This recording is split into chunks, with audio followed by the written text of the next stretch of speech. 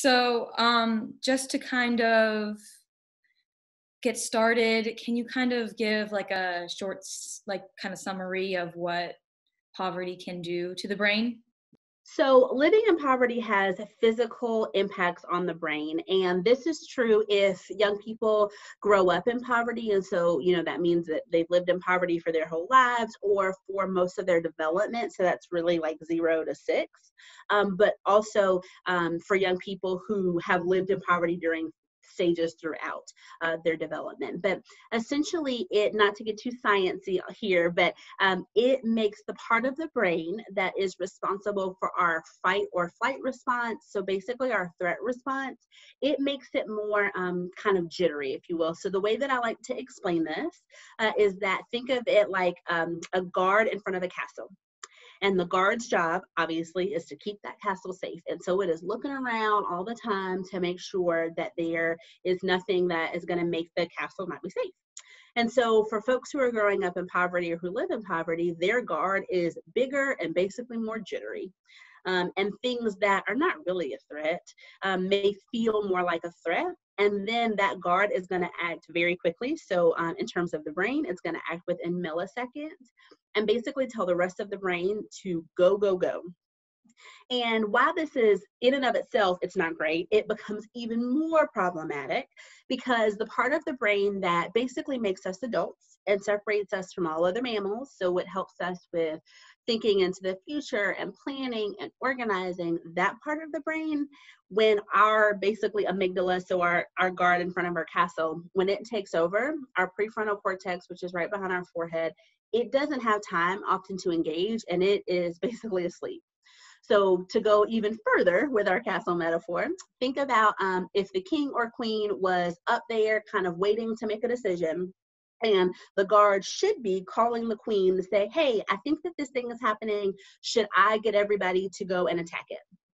Well, when we're living in poverty, we are more likely to have that guard not even call the queen and just go and act.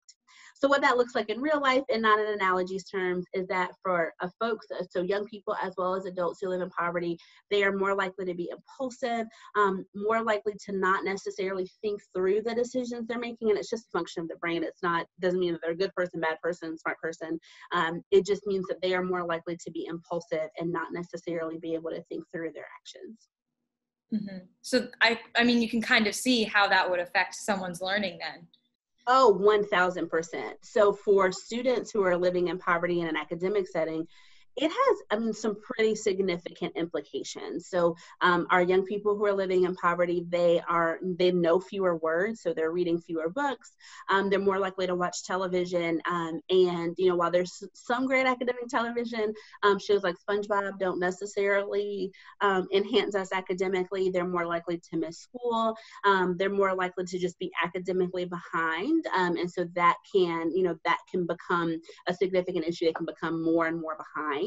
They're more likely, again, to be impulsive. And so that can be potentially frustrating for the adult, the teacher, and they may be more likely to get in trouble. And so you've got two separate issues. You've got a discipline issue that may show up, but then you also have an academic issue. And so it can just create challenges to a young person being successful in an academic space.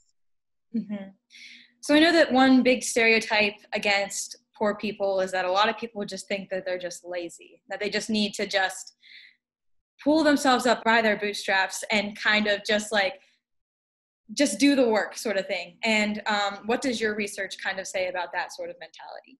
Yeah, so my research says that that's wrong. I mean, some people are lazy. Some people that are rich are lazy, right? So, one group, so people in poverty are not all the same, right? So there are certainly some lazy people who live in poverty, just like there's lazy people everywhere. But on the whole, that the research doesn't make that story be true. What the research tells us is as follows. The research tells us that people who live in poverty are often working harder, right? Like, so I work at a nonprofit and I do training. So I'm, sitting at a desk most of the time, I'm moving around, not doing anything crazy. But if I'm living in a low income environment, I'm more likely to work a physically taxing job. I'm more likely to have to work more than 40 hours a week because I need the money if I'm making, if I'm getting paid hourly versus salary. People who are living in poverty often have to be more strategic, right? Because if I've got two bills that are due at the same time and I only have money for one, I've got to, it's mentally taxing to have to figure out what I'm going to do with that, right? And just from the way that our brain is set up when we're living in poverty, it is not that poor people are making bad decisions. It is that they are making decisions that, with limited resources. And what we know is that the best way to move people out of poverty is certainly to provide education, but it's essentially to help them get more money, right? Because I can give somebody education, all day long, particularly adults, we're talking about adults here. But if I don't necessarily help them to get another job, if I go to 25 financial literacy classes, but I still work at Walmart where I can only work 38 hours a week and I only make X amount of money, it's going to just be harder for me to move out of poverty because I have a lot of bills.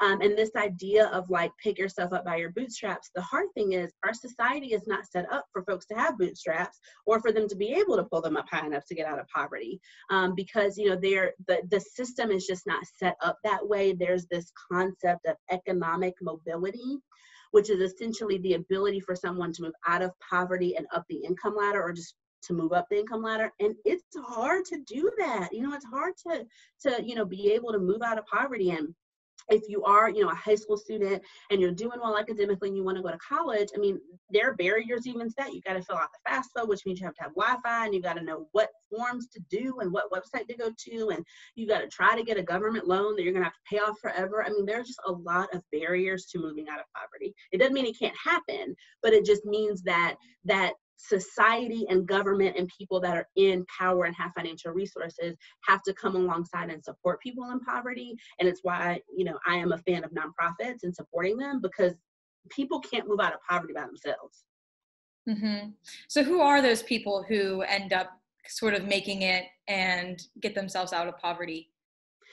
Yeah, it's really hard to know. So my dad got himself out of poverty, but that was 30 years ago. And so it's much harder now. And so it's hard to know who gets to, who are the people that move themselves out of poverty. Oftentimes, it is young people who are able to go to college. Because that 4-year degree can often open doors for them, and so that oftentimes is how people get out of poverty. Sometimes moving out of a more rural area can help, just because if you're able to financially move, because there's costs associated with moving, but if you're able to move where there's more jobs and more opportunities, maybe you can switch jobs and make more money, that kind of thing. It's harder to move out of poverty if you're in a rural area. Mm-hmm. And so at the end, you said that there's a silver lining, that your brain can sort of change. Can you tell me more information about that? Yeah, so the really good thing about our brains is that they are designed to change. They change every day, quite frankly, and they can grow and change all the time. And so in terms of for people who live in poverty, there are things that we can do from a brain perspective to help basically, going back to my metaphor, calm that little guard down and allow the brain to be able to make decisions that we're going to be happy with later. And honestly, meditation is a really, really great way to do that. There's a lot of research that says that meditation can calm down your amygdala, which is essentially the guard in your brain, and help get more oxygen to this part of your brain, which is that part of the brain that makes you be able to make decisions. And so, meditating for 3 to 5 minutes a day, 4 to 5 times a week consistently can really, really help. There are a slew of apps that, all of them have free versions that are great that I would recommend, but I would recommend meditating regularly because that can really kind of help your brain. And also for young people. So, if you've got an elementary school student that you're working with or know who lives in poverty, read a lot of books to them, take them to, if there's something, a museum or a park or something, take them places, there's right now because of COVID, there are a lot of like museums and zoos and all kinds of things that are doing like virtual field trips. And so, show them the San Diego Zoo and show them all these animals, because those kinds of exposures are really important. And it can help young people see experiences and see, career paths that they never really thought of before. But, one of the big things that we can do to change our brain and just make us more calm is meditation and deep breathing.